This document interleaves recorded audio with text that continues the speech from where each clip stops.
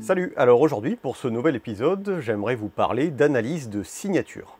Alors analyse de signature oui, mais analyse de signature de circuit numérique. L'instrument du jour c'est un HP 5005B qui est juste ici. Donc c'est un instrument, une fois n'est pas coutume encore, un HP présenté sur cette chaîne. Donc c'est un instrument qui est qualifié de signature analyzer ou signature multimeter. Alors concrètement, qu'est-ce que c'est que l'analyse de signature dans le contexte des circuits numériques? Alors, l'analyse de signature, c'est une méthode de débugage, une méthode de détection ou d'identification de panne, qui était très utilisée, on va dire, entre les années 80 et 90. Aujourd'hui, c'est un petit peu tombé en désuétude, mais à l'époque, on avait pas mal de cartes numériques qui étaient composées d'un microprocesseur et de tout plein de circuiteries numériques autour, circuiterie donc numérique combinatoire et séquentielle.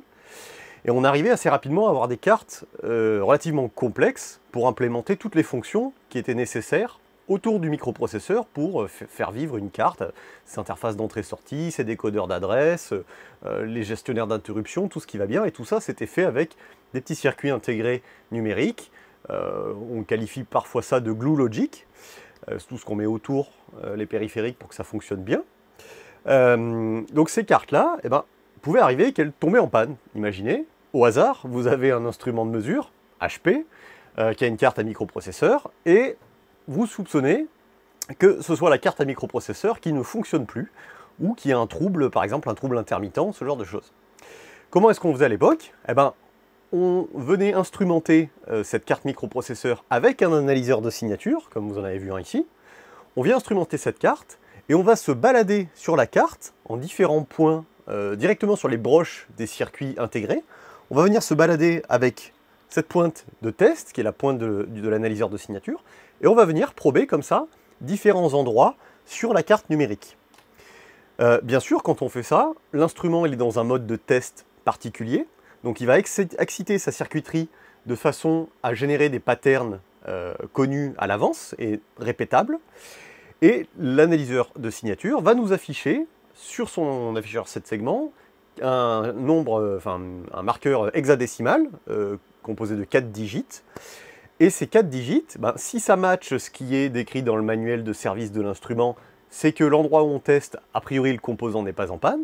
Par contre, si à un moment on va prober sur une patte d'un composant, je sais pas, une bascule, un registre à décalage, n'importe quoi, on vient prober et on trouve une signature qui est différente de celle qui est donnée par le constructeur dans son manuel de service, et à ce moment-là, il y a de très grandes chances que le composant qu'on est en train de prober soit défectueux. Voilà dans les grandes lignes comment fonctionne l'analyse de signature numérique. Alors pour une raison qui m'échappe encore, ce genre d'instrument se vend encore aujourd'hui assez bien et assez cher. Ça faisait un moment que je surveillais eBay pour essayer d'en trouver un d'occasion et pas très cher.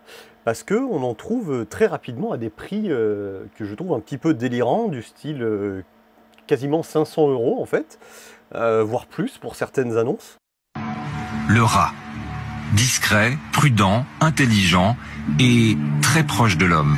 Et ça reste très très cher pour finalement un instrument qui est plus trop censé être utilisé aujourd'hui. Alors pourquoi est-ce que je voulais cet instrument? Déjà parce que c'est du matos HP et que c'est HP qui a inventé l'analyse de signature et que c'est pour la collection. Mais surtout parce qu'en fait, cet instrument va m'être utile pour en réparer d'autres. Notamment du matos HP, encore au hasard. Du matos HP où systématiquement en fait il donne, pour débugger la circuiterie numérique, il donne les valeurs d'analyse de signature à plein d'endroits de leur carte électronique. Et ça va me faire gagner un temps fou, où des fois je suis obligé moi d'instrumenter des cartes avec un analyseur logique pour essayer de comprendre à la main ce qui se passe, alors qu'avec un analyseur de signature, mais ça va beaucoup plus rapidement. On probe aux endroits qui sont indiqués dans le manuel de service. Si ça ne matche pas la signature, il y a de très grandes chances que ce soit telle ou telle puce qui soit en panne.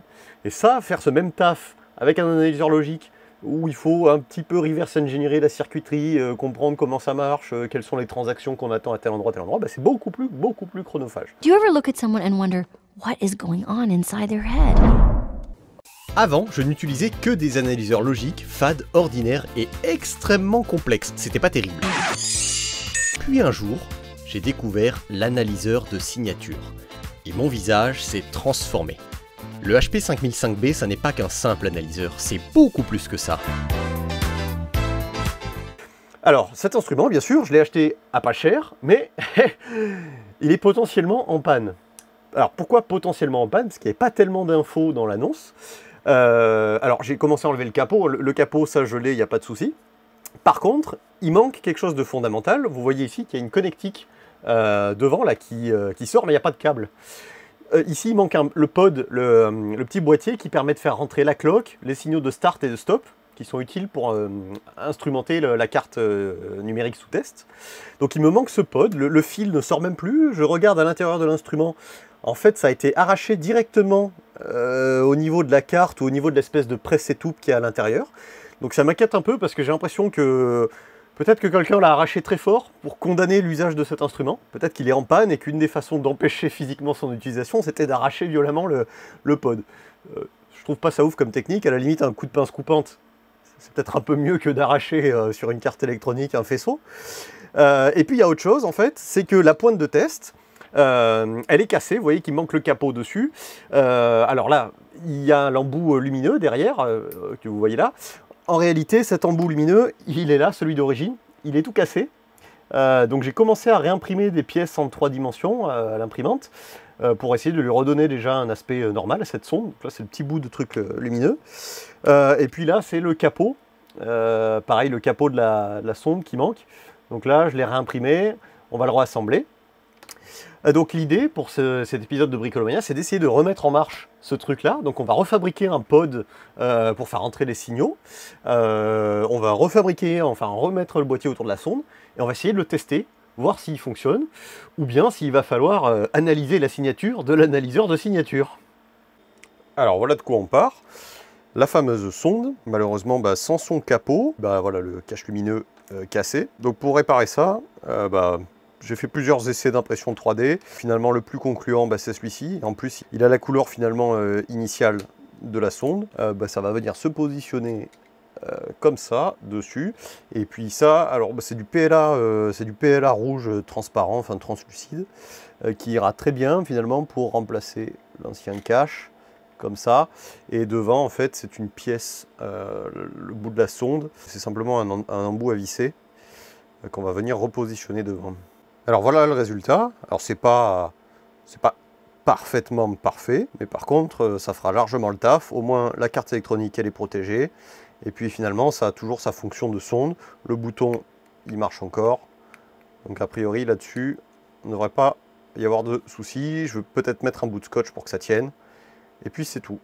Ok, donc maintenant que la sonde est réparée, pour la suite, l'idée c'est d'aller reconnecter à l'intérieur sur la carte de l'analyseur, aller reconnecter en fait le fil qui nous manque sur la sortie. Donc pour ça, on va utiliser un fil que j'avais là dispo immédiatement dans mon stock. C'est un truc qui est torsadé. Alors il y a trois fils qui sont torsadés entre eux et autour il y a un blindage là, donc j'ai commencé à préparer le fil. On va le couper à la bonne longueur. En plus ça tombe bien parce que le code couleur c'est le même que celui qui est indiqué dans le manuel de service. Une fois qu'on aura recablé ça, il faudra fabriquer cette petite carte électronique. C'est simplement un atténuateur passif.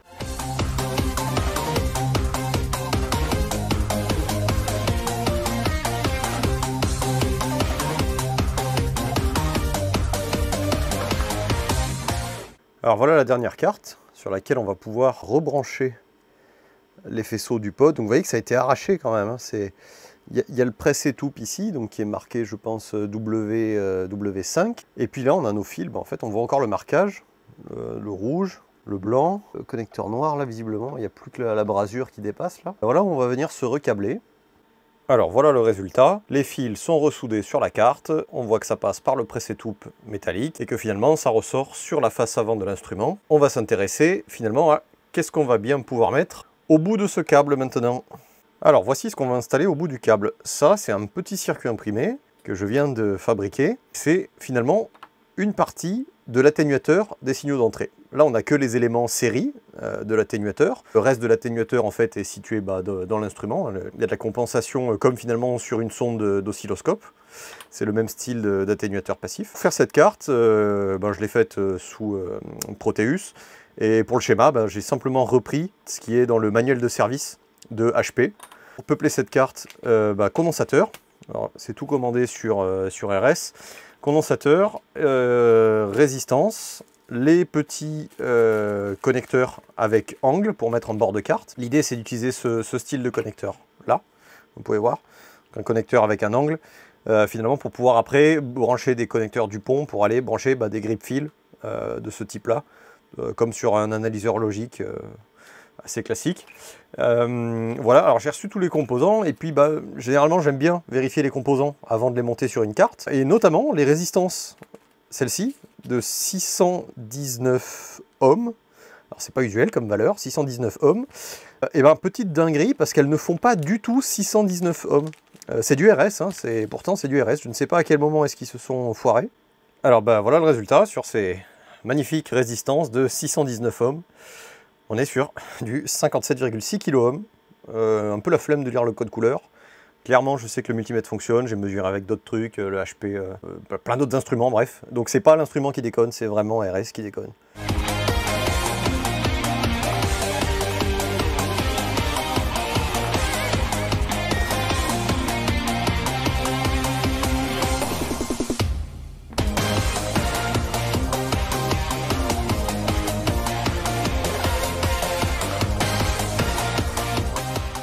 Alors voilà le résultat final. La carte est câblée, le faisceau aussi. J'ai mis un petit colson ici qui passe dans 2 perçages pour faire une espèce de presse-étoupe et éviter que ça arrache tout si jamais je tire dessus. Il manque la résistance en fait de 619 ohms que du coup RS n'a pas choisi correctement dans leur stock. Du coup je vais essayer de trouver quelque chose d'équivalent, peut-être du 620 ohms si jamais j'arrive à en trouver quelque part. La carte du coup elle sera montée dans un boîtier. Dans un petit boîtier que j'ai imprimé en 3D. Donc là, la modélisation, je l'ai faite sous Fusion 360. Donc voilà le boîtier, ça c'est finalement c'est le dessous du boîtier. Donc la carte se clipse comme ceci. Et puis finalement, dessus, on a le passage pour le câble et de l'autre côté, le passage pour les signaux de debug. Voilà l'idée générale pour refaire ce petit pod de l'analyseur. Alors voilà le résultat final. Le petit boîtier sympa, avec finalement les grip fils qui respectent le code couleur qui était présent d'origine sur l'instrument. Si on soulève le boîtier, la petite carte installée à l'intérieur, avec toutes les résistances et les condensateurs peuplés, la petite signalétique, les étiquettes dessus, et on est reparti pour une utilisation de cet instrument. Alors du coup, j'ai quand même un petit peu testé les fonctionnalités de l'instrument, notamment là il est en mode frequency counter, donc avec le GBF qui est là-bas, qui est en train de générer un signal carré à 100 Hz. Donc là, il n'y a pas de souci, il nous fait bien la lecture. Donc là-dessus, ce que ça nous dit, c'est qu'il est très probable que toutes les fonctionnalités du front-end analogique à l'intérieur de l'instrument soient opérationnelles. Donc tout ça me fait dire que ça fonctionne. Hors caméra, j'ai testé les seuils, puisque là, vous pouvez régler en fait les seuils de déclenchement des différents signaux. Donc c'est du TTL, CMOS ou ECL. ECL, c'est les tensions négatives. C'est pas très répandu comme standard, hein. Généralement c'est plutôt du TTL ou du CMOS. Donc là on a la possibilité de régler ces seuils, tout ça ça marche, il marche dans toutes ses fonctions, il me fonctionne également en ohmmètre, en voltmètre, et toutes les mesures du voltmètre je les ai vérifiées, ça fonctionne. Finalement la dernière fonctionnalité qui me reste à vérifier, c'est l'analyse de signature. Pour vérifier ça, dans le manuel de service, il propose d'utiliser un micro-ordinateur compact HP, dont j'ai plus la ref en tête. Mais en gros, je ne l'ai pas du tout, ce micro-ordinateur, et aujourd'hui c'est un objet de collection, très prisé et donc forcément qui est très cher également. Donc ce qu'on va faire, pour tester les fonctionnalités d'analyse de signature, on va prendre un des instruments HP qui sont installés dans mon labo, donc peut-être notamment le 3562A, l'analyseur de signaux dynamiques. On va le prendre, on va le mettre sur la table et on va s'en servir avec le manuel de service pour essayer de comparer les signatures qu'on s'attend à avoir versus ce que va nous lire cet instrument. Et comme je sais que moi, mon 3562, il est fonctionnel, parfaitement fonctionnel, normalement, les signatures que je vais lire avec cet instrument doivent être celles qui sont spécifiées dans le manuel de service du 3562. Si ce n'est pas le cas, il est très possible que ce soit cet instrument qui a un problème. Et dans ce cas-là, il faudra poursuivre les investigations. Alors voilà, tout est prêt pour les mesures. On a le 3562A qui est démarré, qui va être notre périphérique sous test. Enfin, en tout cas, c'est lui qui va nous générer des signaux de signature connus. Et puis, on a le 5005B qui va, entre guillemets, se faire tester, mais qui va également, du coup, tester le 3562A. Alors, comment ça se passe dans l'instrument quand on veut faire des analyses de signature? Alors, cet instrument, il est composé d'une multitude de cartes numériques. Et celle que j'ai retenue pour effectuer ces tests, c'est la carte qui est la plus à gauche. C'est une carte qui qui pilote en fait la source de signaux sinusoïdaux et de bruit de cet instrument. Alors ça se présente toujours de la même façon. On a un connecteur en bord de carte. Je vais essayer de vous en trouver un peut-être un peu plus lisible, comme celui-ci par exemple.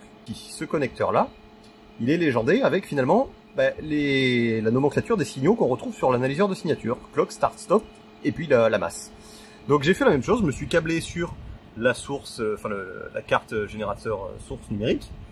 Je me suis câblé, ça va vers le pod du 5005B, et maintenant, il va falloir utiliser la petite sonde pour aller prober finalement les différents composants, par exemple, je sais pas, un registre à décalage, une RAM, ce genre de truc. Mais rappelez-vous, l'analyse de signature numérique ne fonctionne que si on génère sur ces composants des patterns dont on connaît à l'avance la valeur de la signature numérique. Si on fait pas ça, si on utilise l'instrument dans des conditions nominales sans prendre de précautions, en fait on peut pas réellement prévoir à l'avance quels sont les signaux qu'on s'attend à avoir. Ça dépend de plein de choses dans l'instrument, comment est-ce qu'il est configuré, comment est-ce qu'on l'utilise, etc. Donc pour ça, on va aller dans les menus de service de l'instrument, on va aller dans, service test, on va tester nous, alors d'abord on va activer le mode loop, on, ici, pour générer les patterns en permanence. Et on va aller dans, nous, ce qui nous intéresse, test la source, ici. Et on va tester source main. Donc là, l'instrument, il part dans un mode, on voit qu'il y a marqué Diagnostic in Progress.